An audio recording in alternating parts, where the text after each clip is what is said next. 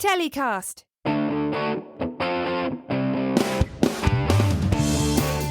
My guest this week is the producer behind Mr. Bates versus the Post Office, the biggest UK TV drama success in recent years, or one that's got the whole of the UK public talking. Welcome to Telecast, Patrick Spence, Managing Director of AC Chapter 1. Thank you. It's fantastic to be here. Well, you've had a start to the year, haven't you?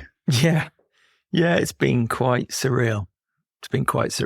Well, I really look forward to getting into that in a little while. Let's talk about your career background, though, how your career has developed up to this remarkable point. So how did you get into TV originally? I was an account handler in an advertising agency, and I realised I didn't want my life to revolve around Slurpee Burpee yogurts and Golden Wonder hot pots or whatever they were called. And I realised that my fascination with ads was those that were working on the third floor. I was working in a big agency, the writers. And I realised that what really fascinated me was writing. And I got myself a job as an assistant to an agent at what was then called ICM and is now called Independent. It's a sort of monster agency now. And I got in at a relatively early age, and I spent 2 years working there for a writers and directors agent and just learned about the whole industry and learned about the existence of script editors and how projects came to be, and realised that was the way in for me.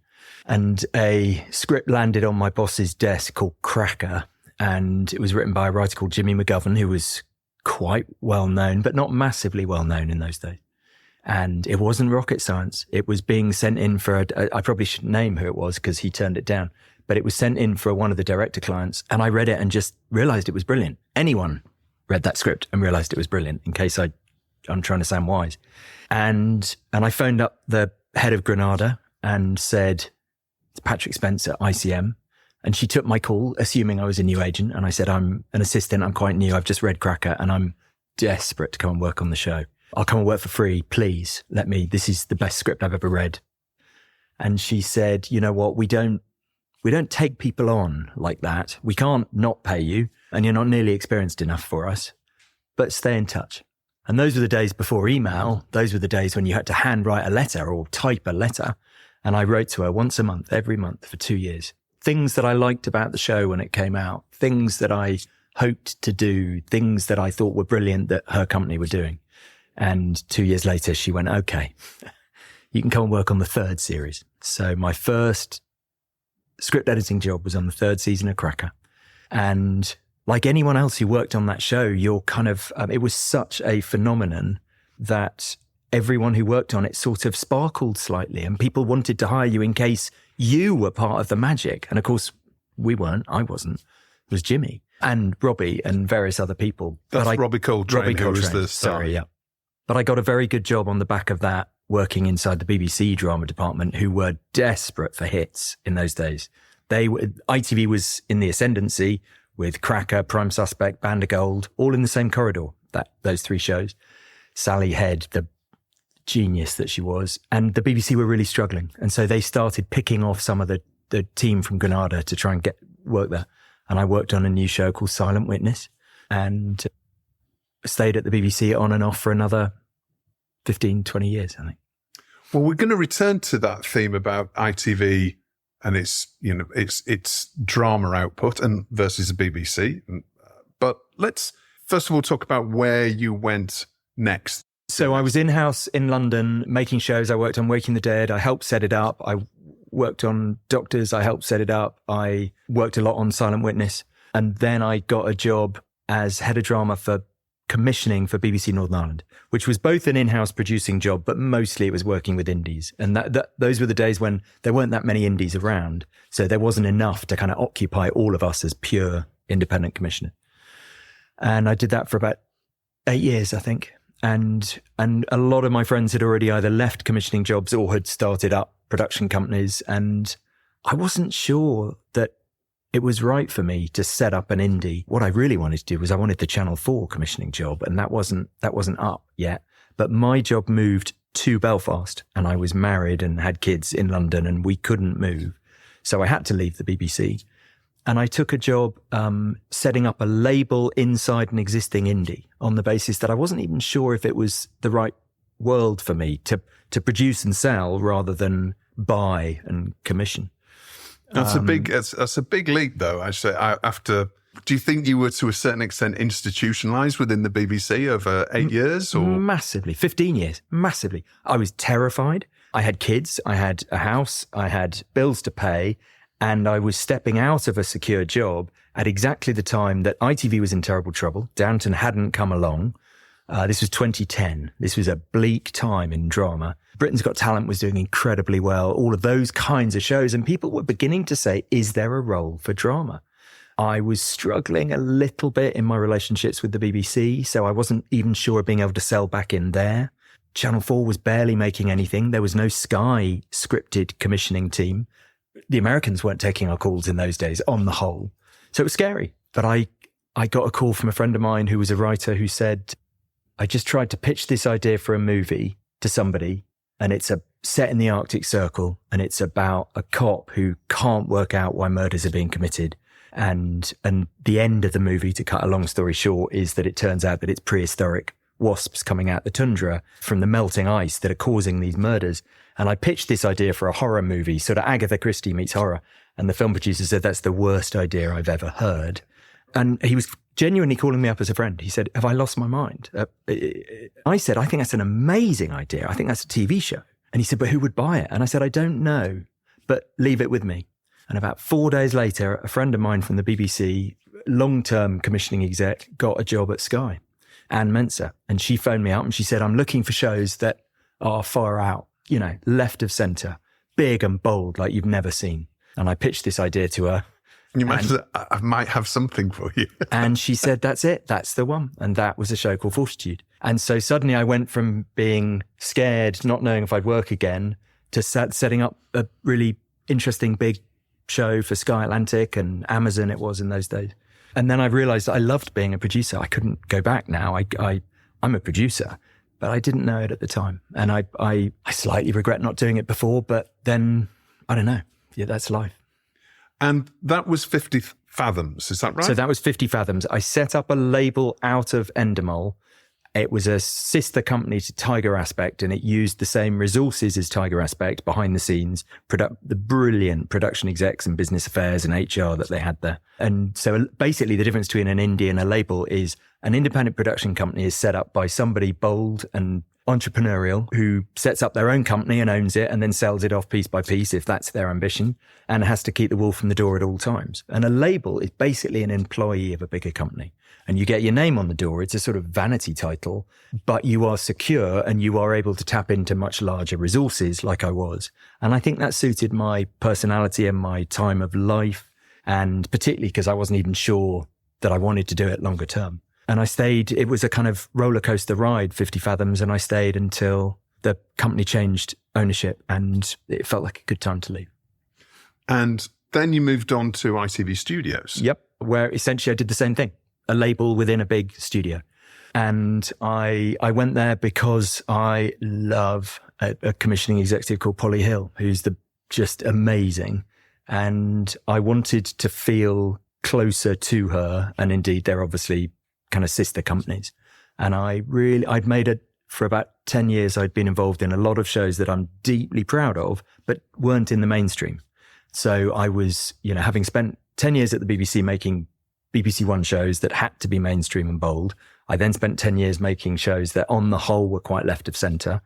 And I realised I quite missed the mainstream and I wanted to be back on a kind of a mainstream channel. And I really liked what Polly was talking about. So it felt like a good fit. And I went there for 3 years and made a few shows for her and I hope to do more. And then Chapter 1, AC Chapter 1 came about. Now, Anonymous Content are one of the backers. Tell us a little bit about the makeup of AC Chapter 1. Chapter 1 is part owned by 3 companies. Anonymous Content, a big management and production arm in the States, a studio as well, Casarotto and United, that are both really high-end talent agencies in London, mostly writers and directors. United have got some actors and crew as well. And I loved it at ITV Studios, but this was something special. This was a chance to work with people that had access to the kind of talent that I'd love to be working with more. And whilst they can't promise me anything. They can't make their clients work with me. It was an opportunity to join in conversations that might lead somewhere. And I just felt like I knew how to pull the levers that might make some of those relationships kind of come to life. And I really liked the way that Anonymous and Casarotto and United talked about the kind of work they wanted to do and the kind of shows they wanted to make and the way that they could back them. So yeah, it's very exciting. And how long's the company been in existence then? So it's been in existence for 4 years. It's made Boy Swallows Universe for Netflix in Australia and Best Interests. I got nothing to do with those two stunning shows. That's Sophie Gardner, my predecessor, who very much of her own choice stepped aside to become an exec producer on a first look deal with the company. And that left a vacancy for the person to kind of drive the company forward. So Sophie and I now work quite closely together. And so that brings us pretty much up to date when we're talking about Mr. Bates versus the Post Office then. So that is that and one other show, which I'm afraid I'm not allowed to talk about, are shows that I'm making. Mr. Bates, I continued to make for ITV Studios after I'd left. And there's now another show which I'm making for ITV Studios and Chapter One. It's a co-production in that kind of transition period. Yeah. So Patrick, tell us about how this series came about then. You know, where's the gestation process of Mr. Bates versus the Post Office? When did that start? 2020, a brilliant factual producer called Natasha Bondi and her colleague Ben Gale from Little Gem had been working, I think, for about 6 months on what probably started as an idea for a documentary, but they very quickly realized, no, this would work better as a drama. A story that they had been out there for a while, as we all know, but no one had really paid attention to, and they did. And they went out and they talked to Nick Wallace, the journalist, whose podcast was soon to come out. They talked to Alan Bates. Nick immediately pointed them to Alan. They discovered Alan Bates and his role in the story, and they went to meet him, and they met Joe Hamilton, and all of the characters that you got to know in the drama, they went to meet, except obviously the Post Office execs who remain in hiding. And she built relationships with them. She built trust with them. She got them kind of all on side and said, would you like a drama made? And they went, yeah, because no one's paying any attention. And I was lucky enough that we were the door that she walked through and said, I've got something. Are you interested? And I'd never heard of the story, to my shame. And I'm one of many people who had never heard of the story. So there's never a documentary made? Absolutely there was. It was all out there. And she handed me this kind of pitch document. She sent it by email. I think Ben and Natasha sent it together. I can't quite remember. All I remember is reading it for the first time and going, this is made up, right? This can't be real, or it's exaggerated. And I went online and I realized it's not at all. It's real. And I phoned them up and said, oh my God, this is amazing. I'd love to work with you on this. So we teamed up and formed a gang, and they brought their factual expertise and their relationships, and we made the show with them.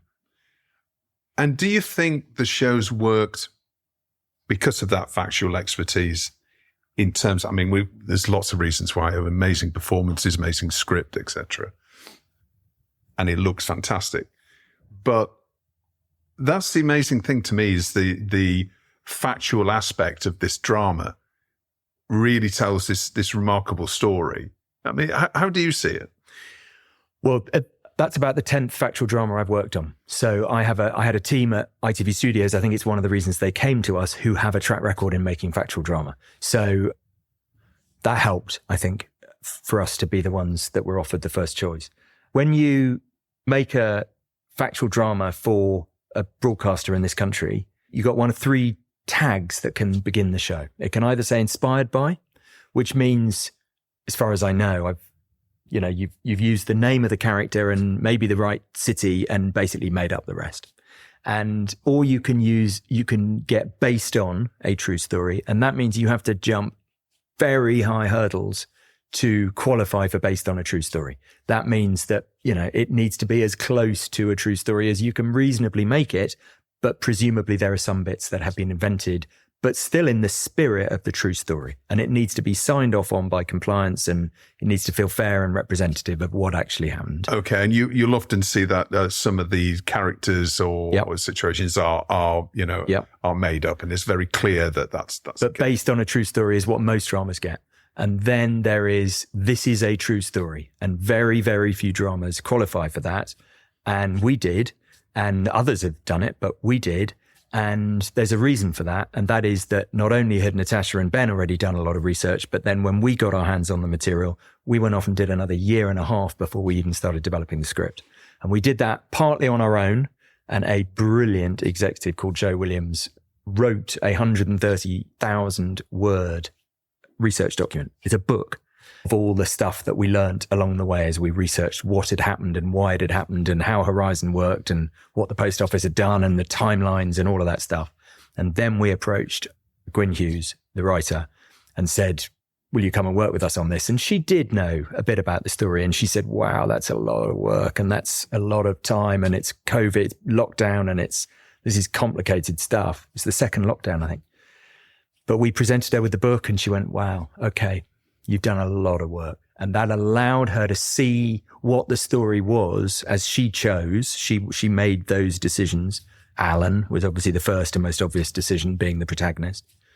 And then she herself then did the same thing again. She got on trains and she got in her car and she went and saw all of those people and spent days and days with them, talking to them and getting to know them so that she could honor their suffering and their stories properly. And that meant that when it came time to write the script, it was essentially a true story. Everything that you see happened. I mean, literally everything. And we could stand it up from 3 or 4 different angles. And that's down to quotations as well, right? I mean, obviously there was a select committee hearing, word for word. Yeah. Yeah, we had to. And the post office are so litigious and so unhelpful and so ghastly. I use those words wisely, but I really feel that we were determined to offer them no opportunity to stand us down, no opportunity to stop us from transmitting. So we simply used the facts as they existed. Every word that Paula Vanells spoke in the drama was taken for emails that she'd written or minutes of meetings, despite their attempts to redact every document that we got our hands on. And it's just all true. Everything you see is true, which is why our compliance team at the end went, you get to call yourself a true story. And I think that's just testament to Joe and Imi and Natasha and Gwyn for the lengths they went to tell the story as it happened, because the facts are so ghastly that they don't need to be made up. Yeah. It's that journalistic rigor, back to the point Massive. About being factual drama. It's really. And Gwyn came from a journalistic background, and Joe, in another life, Joe should have been a journalist, and it was that appetite. And I have to say, I love journalism as well. It's that appetite to tell it like it is that I think the world kind of responded to. I think they could sense that it was real, and also people did come after us and try and kind of poke at the story and figure out if it was true. And very quickly they discovered it was. So, we didn't get everything right, but we did get the facts right. Yeah. And I think there's a general sense of exasperation or disbelief, really, that this whole investigation or the process that Mr. Bates and all the rest of the sub-postmasters that were wrongly accused and charged, this was going on for 20 years. And we know, tragically, some people have taken their lives, some people have passed away, some people have never seen justice. And there was really only Computer Weekly and Private Eye that picked up early and were campaigning on this. And it was just almost in plain sight, wasn't it? I think I certainly was aware of it. I'd heard the odd piece on Radio 4 Today every 6 months or so. And it's like, oh, that thing's still going on. But it really took your drama to completely shift the narrative and move things forward, which is fascinating, even though there's an inquiry still going on, isn't there, right now? There is, and let's hope more truths come out. I think that you're absolutely right about Private Eye and Computer Weekly, those brilliant journalists on both. I think it's also worth a shout out to Nick Wallace, who came in relatively early and was reporting on it for a while, and then did the seminal podcast, which we really were inspired by, and he became a consultant on our show.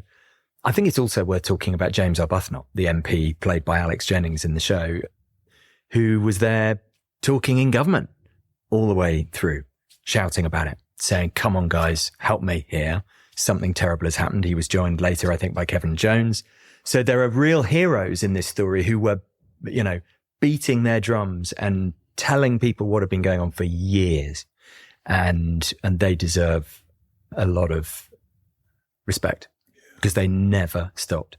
When I went to meet James Arbuthnot, I won't deny feeling a shred of apprehension, because whatever the right expression is, I'm not a Tory, and I was not expecting to like a Tory MP, and I'm in awe of him. I was completely mesmerized by him and blown away by how much he cared and how hard he'd worked and how angry he was and how determined he was. And it really helps to inspire us and give us kind of, there are times, we worked on this show for 3.5 years. There are times when you definitely think, is it worth it? And people like James Arbuthnot were the ones who made us go, we have to keep going. He's been doing it for 15 years. We've only been doing it for 3.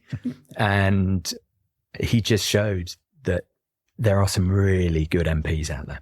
And there's actually a line, isn't there? I think it was something like, I never expected to like a Tory MP. There's actually a line in the drama, isn't there? I think a lot of people who work in drama are probably more left-wing than right. And I think people like James Arbuthnot would appear to be the sort of people that we'd normally go after. Not him. He's amazing. So let's talk about the outcomes and the reaction, first of all. Well, even maybe let's take a step before that. What were the expectations on the eve of transmission? Because obviously this came out on ITVX and also on the linear channel. What were the expectations of the team as you were running up to the first TX? Well, let's go one step further back, actually. Let's go to the point where we've been working on the show for 2 years. We've been in conversations with ITV Network about it. And Polly Hill, I had pitched it to as a drama. And she said immediately, I want that. That's amazing. We should be telling that story. She's always on the lookout for true stories that are not crime. I mean, obviously this is a crime, but not, murder true stories. She got very worked up about it as well when she read the research. So we were working on it, but we hadn't delivered a script to her. And then Nick's podcast came out, and then I think I'm getting my timeline right. And then the court cases happened and the Court of Appeals. And as soon as that happened, a lot of other producers started to get a sense of this story and started to phone up the sub-postmasters to say, hey, can we tell your story? And we didn't own them. You can't option the life rights of 750 people. We'd persuaded them all that we were a good thing. We'd shown them that we were working hard on the project, but there was nothing to stop them going with somebody else if they felt they had a kind of a faster route to a green light, frankly. And there was every possibility that other broadcasters would commission a show or a script or whatever. And we turned to Polly and we said, we are 3 months away from giving you a script, and there's a fear that we might lose this. So Polly looked at how hard we'd worked and knew that the writer was Gwyn Hughes, and she greenlit it without a script. And that, in my world, is pretty unheard of. And that's bravery and commitment. And that's because from day one, I think she saw that this was a story that her audience, their audience, would respond to. If I'm being honest, I'm not sure I did. It's not that I didn't. It's that I don't know. Who knows? And that all I knew was that we all wanted, I think I speak for the team when I say our stated intent was we wanted the sub-postmasters to feel heard. There's not a number of viewers in that statement. There's not a number of newspaper articles. There's not social action. There's not anything other than we wanted them to feel like we might, God, in our dreams, be part of lessening their sense of shame and trying to help their sense of healing. And even that, as I say it out loud, sounds pompous and naive. But that was what we were trying to do, was allow them to feel heard, because it felt like they hadn't been. So that's all we hope for. And Polly, all the way through, kept saying, I think this is going to be a hit. And then when she saw it, she said, this is definitely going to be a hit. I didn't know that. I've worked on shows that I was pretty convinced would be a hit that weren't. And I've worked on shows that I wasn't sure have turned into big hits. And on the morning of transmission, if I'm being honest, I wrote an email to my team saying, we're up against The Tourist on Monday and Tuesday. We're up against the second season of The Tourist, which is a monster hit. The first season was a monster hit. We're up against the second season of Traitors. That's a monster hit on Wednesday and Thursday. All 4 episodes could be wiped out. And I said, when I call you in the morning, tomorrow morning, with the overnights, please don't be dismayed. Please trust in the idea that even if we get killed, which we probably will, this show is good enough and important enough and moving enough that it will find an audience, maybe over weeks, not days. But I think we'll find an audience, and I think we'll do what we set out to do, which is to allow these sub-postmasters to feel heard. I don't think any of us had any idea, except Polly. And when she called up the next day and told me the overnights, I thought I'd misheard her. And she said, I told you. So... And what led to that then? What led to that success, do you think? Was it, I mean, in terms of the publicity, pre-program publicity, was that particularly, I don't remember it being particularly impactful. I just remember everybody suddenly talking about the show. And is there anything that you can pinpoint to that success? Or is it just a story, do you think, that people just saw it on the listings and just thought, I want to watch that? I don't know the answer to that question. And if I did, I'd be a very rich man and everyone would be trying to replicate it. I don't know what made people choose that show that night. I know what made people choose that show for episode 2 and tell all their friends. That much is easy. I still don't know why they chose us on the first night, not knowing what the show was. There was a very good trailer, which we were very careful to not present as an issue-led trailer. We agonized over it. We didn't want it to feel slight, but we also didn't want it to feel bleak and like homework, as we call it. And so the trailer portrayed the tone of the show quite accurately as something that, although about a big subject, it would feel enjoyable to watch. And we worked really hard on that. And for that, our shout out goes not just to Gwyn, but also to our brilliant director, James Strong, who manages to tread that line between making it hugely entertaining to watch and also so emotional. It's not until later you realize how angry you are and how moved you are. So I don't know why people chose it. I wish I did. And because there are shows that I've worked on that I think were really, really good that people chose not to watch, actively turned off, didn't turn on. I don't know. But I do know that once people started to watch it, we could tell from that first morning that word of mouth was incredible. And you could just feel it. You could feel it on social media. You could feel it in the ether. You could feel it from the phone calls I was getting from friends who don't watch TV, calling up going, at last, you've watched something I can watch. And, you know, that sort of sense of it was a breakout hit. I think we knew that pretty quickly. Yeah. And maybe that had something to do with Toby Jones as well, who's obviously, you know, beloved British actor. I was talking about it earlier on, actually, in that everything he appears in, he's just brings that, I don't know what it is. There's something that is very, very likable, believable, but also as a way of playing, making unremarkable characters remarkable in a way. Absolutely, yeah. And I think it's also worth talking about the rest of the cast as well, because we couldn't go anywhere near affording them on our budgets. And we went down on bended knee and went to each of them and said, this is all we've got. Would you consider doing, this is why we're doing this show. This is why we think it's important. Would you consider doing this for us? And they went, where do we sign? I think I'm right in saying for every single part, we got our first choice. And they all did it for a fraction of what they would normally earn to help get that story to the widest possible audience. So the only reasonable answer I can give to the question, why do people switch on, is I think when they watched the trailer, they saw a depth of talent and a depth of names that they recognized. There were about 12 of them where they went, oh, I know them. I know they're good. And they were all in the same show. And I think that must have helped. I don't know. how do you know what's going to be a hit? I don't.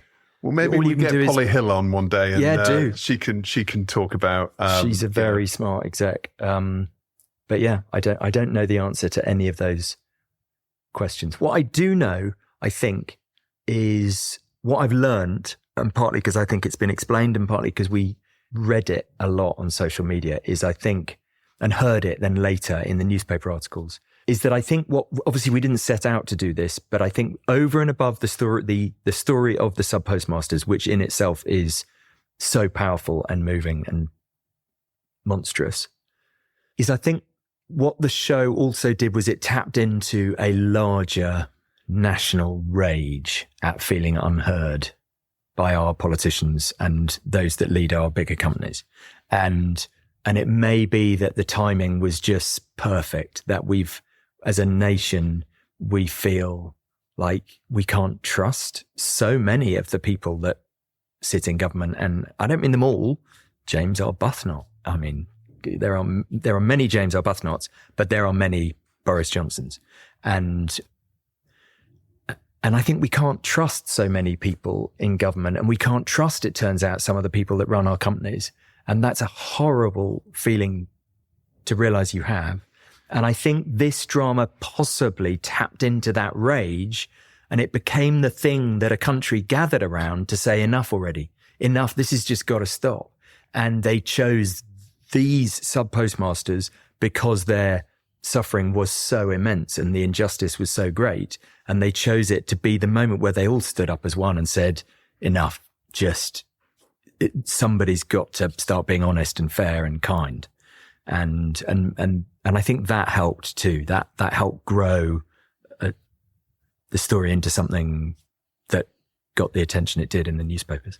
And we've all been in that situation, sort of raging against the machine, when your call is important to us and you're on an answer machine, or you're on hold for 20, 30 minutes and it never gets answered. There's also an aspect of that, isn't there? I think in the small person, not being able to affect the technology and the weight and size of a major institution. It was quite frightening, actually, an element of certainly, what it did to many, many people there. So let's have a talk about the outcomes then. And by the way, before we do, do you know any numbers off the top of your head in terms of what those overnights were and the streaming figures, just roughly? So the overnights, I think, were about 3.7 million, which in a world where, half, sometimes only a third of people watch TV live, immediately allowed us to think, wow, that's a big number. That we could be looking at 7 million here. That's our first response. And, if you'd asked me to predict before it went out, what will this show get? I might have said 3.5. I don't know. I was very apprehensive. I wanted more people to watch it, but I didn't know if they would. It's horrible, frightening to work so long on something and care so much and hope that people will connect with it. So I think we immediately thought, well, maybe we'll get to 7. I think by the end of the first week, the consolidateds were about 10. I think I'm right in saying 9 or 10. And I think now they're approaching 14, maybe higher. They'll be the plus 28s will come out at the end of the week, and who knows what they'll be. They're so this is the biggest UK TV drama hit for, it's decades, isn't it? It's a long time since there's been a hit of this magnitude. I genuinely don't know the answer to that question. I think when the consolidateds come out after 28 days, I'm sure there'll be statistics thrown around. Yeah. Okay. Well, we'll keep our eye on that. So let's talk about the outcomes then. And before the show, we were traveling up in the lift and we were talking about, and I said to you, the outcome of this and the change that it's affected must be the dream for any TV producer, anybody who's producing either a factual show or a drama series, to actually achieve the change that this has achieved must be the absolute pinnacle. So let's talk about those political outcomes then. Can I stop you and say I think we need to be very careful not to overstate the effect of the drama. And I think I think it's worth saying that what people were responding to was not the drama. They were responding to the true story. And I think, boy, as a producer, and I know the rest of the team feel this way, we feel immensely proud that we got the story out there. But I don't think the nation rose up as one, and to the extent that the Prime Minister had to change the law because of a television drama. I think they rose up as one and forced the Prime Minister to change the law because of the injustice in real life. And I think we were part of that, but I'd be very nervous if people felt that we were out there saying, "Yay, look what we did." I think it's look what the country saw in this story and wanted to do something about.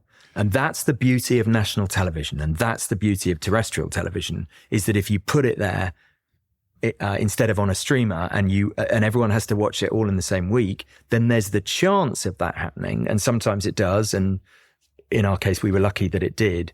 But I'd really hate it if we're about to get into a conversation where I'm claiming that we changed the law. No, but the drama was the vehicle. The drama was the thing that passed the message, and the people of this country were the people that brought about change.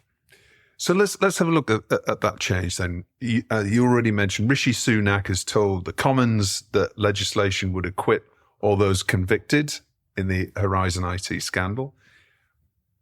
Post Office CEO Paula Venables has given back her CBE. Post Office Chairman has only a couple of days ago been asked to leave his role. There's probably lots of other things that I'm well, not let's aware bring of. Fujitsu into this, because if you'll notice, we couldn't really touch Fujitsu in the drama because their crisis management team and PR teams and lawyers and all of that were just smarter, frankly, than the Post Office. And we couldn't land a punch on them, really. We could mention their name, but we couldn't properly lift the rug and show what they've been doing or not doing or lies or whatever.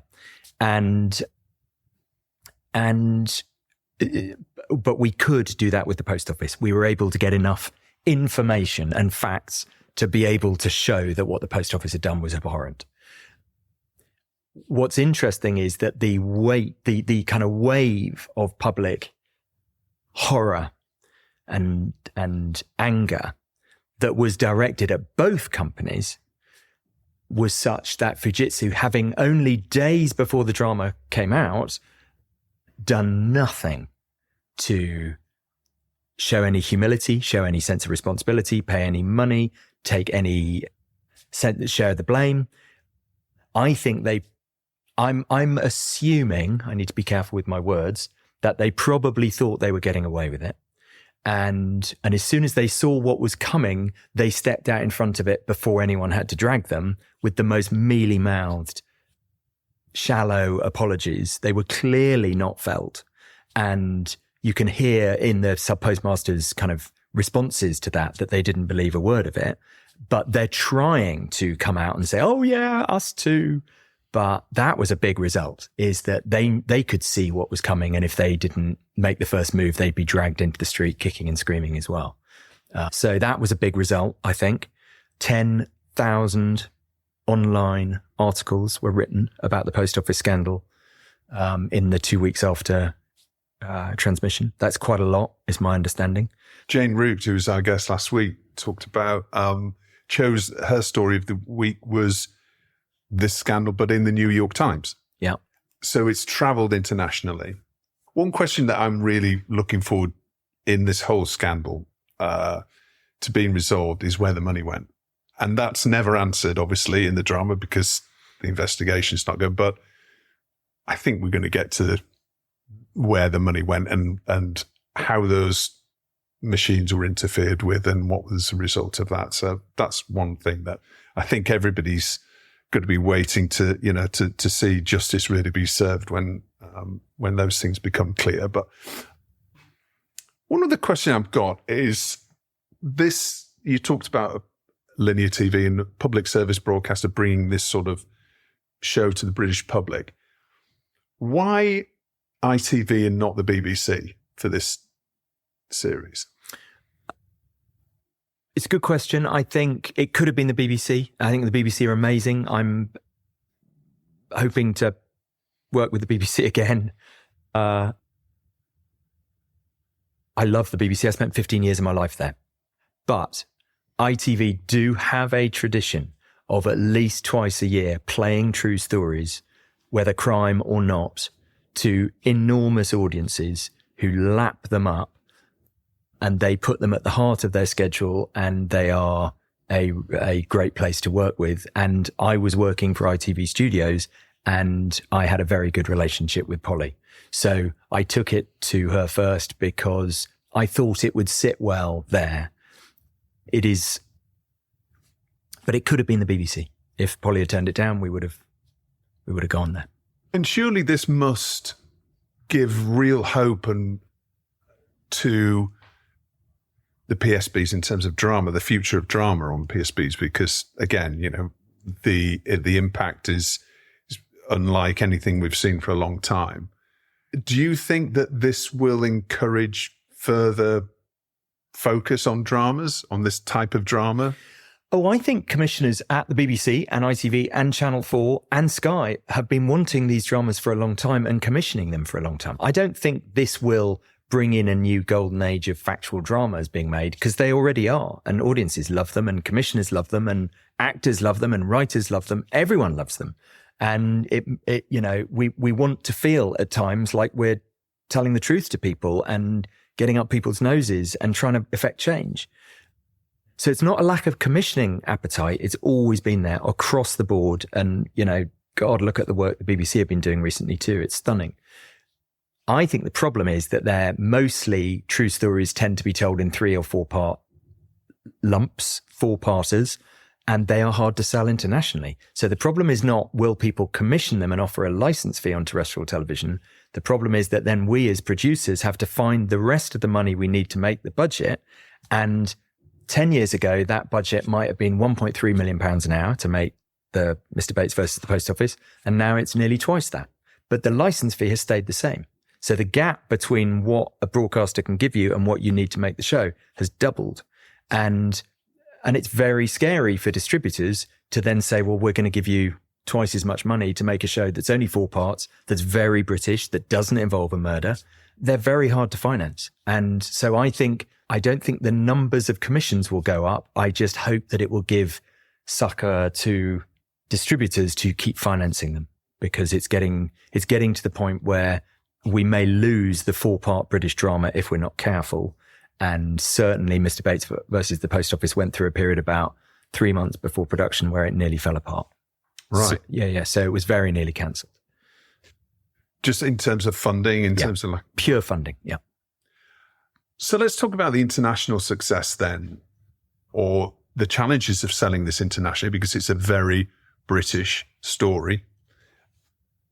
Is it being sold? Is it I mean, I'm sure you can't announce any deals being done on the show, but... Yeah, we've sold it. By the time this show comes out, there will have been an announcement in America. And I know it's sold to Australia because it's playing on Channel 7. And I believe it's sold to 4 or 5 other countries already, and they're in conversations with several others. So I think it'll sell well, but we wouldn't have known that up front. And I certainly wouldn't have looked anyone in the eyes and said, this is going to sell like hotcakes everywhere in the world because it's going to be a big hit. Because, like I say, I keep saying it, I don't know. I wish I could bottle the success that we had and repeat it somehow and funnel that through into each project that you work on. But of course you can't. No one can. And anyone who pretends they know is lying or completely mistaken. So we just have to keep begging and persuading and cajoling and casting up projects to get them financed. And those 10,000 articles on the back of the show TXing has no doubt helped those international sales, and I'm sure it will do much more. But maybe those international sales wouldn't have happened through the show alone. It's just the overall interest and amazing sort of media maelstrom that's happened on the back of it that's helped it sell. Yeah. But like I say, I do want to repeat it one more time. I think it's the story that I think we made a great show. I'm incredibly proud of it. But I think what people have responded to in this way with this intensity is the true story. If you sat opposite Joe Hamilton as the investigator whose real name we chose not to use because it would have been the only name that we used. But there was this person who existed, whose name we knew, who spoke to Jo Hamilton as if she was a criminal. He spoke to her with menace and with self-righteousness and with certainty that she had stolen tens of thousands of pounds. And if you've met Jo Hamilton, you would know that she's not a criminal. And people out of 100 would sit there and go, you don't seem like a criminal to me. So I wonder, before I accuse you of this level of theft and treat you this abhorrently, I wonder, could I just ask you some questions nicely to try and figure out what's happened here? I think most people would have done that. And I think what people are responding to is watching that play out with all of the sub-postmasters. I just picked up on Jo because she's the character that everyone knows in the drama from the first episode, and seeing the way that she was treated, but they were all treated like that, and many far, far worse. If you met these people, you'd see that you don't become a sub-postmaster to steal money. You become a sub-postmaster because you want to serve your community and be at the heart of a community. And there's something so beautiful and British and wonderful about that. And they went after them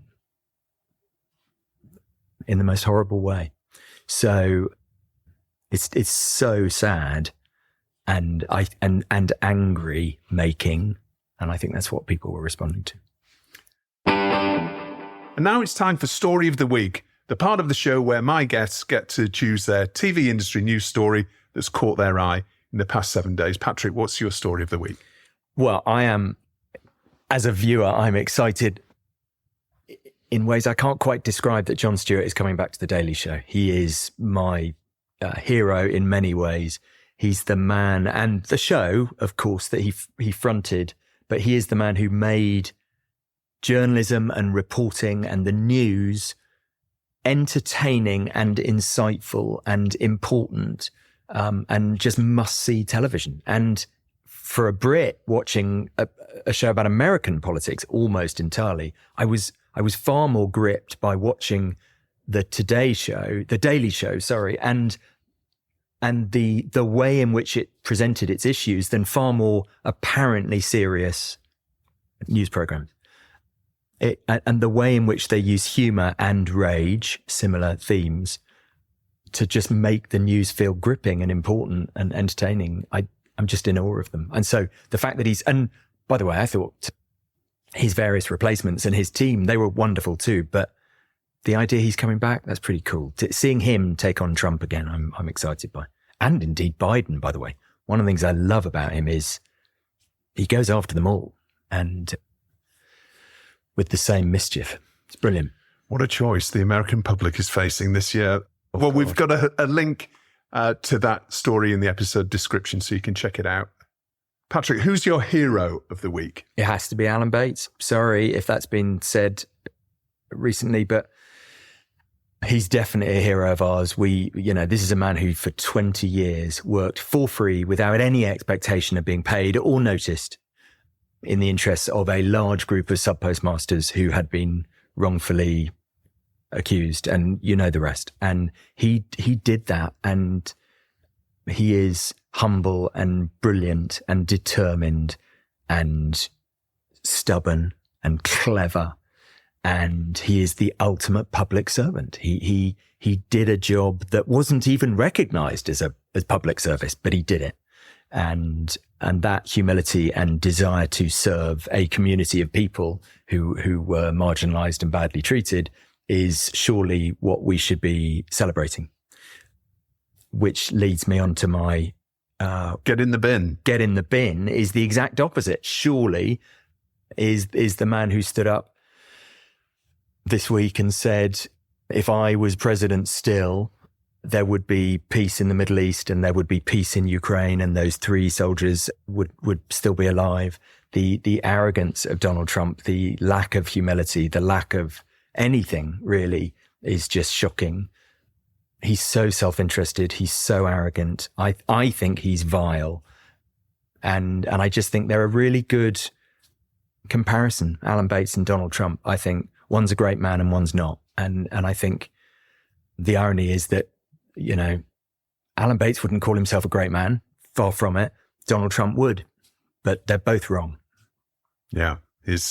What was Trump? What is it Trump used to say? He was like, you know, I'm a genius, or, you know, some sort of genius, I think he said during his last presidential term.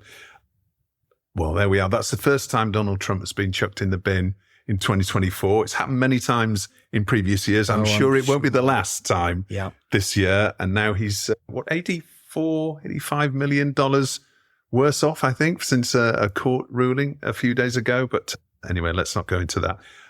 Patrick, it's been brilliant having you on the show. Really enjoyed hearing about your business and Mr. Bates versus the Post Office. Congratulations again to everybody involved in that series, and remarkable the impact it's had. So thanks for coming on Telecast. It's a pleasure. Thank you for having me. Well, that's all for this week's show. As always, thanks a lot for listening. I hope you enjoyed my chat with Patrick as much as I did.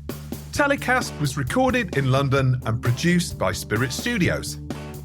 Next week, we're returning to the topic of AI in content production as we welcome back the Connected Set boss, Jason Mitchell, to update us on the very latest AI tools changing the game for content producers. So don't miss that one. Until then, stay safe.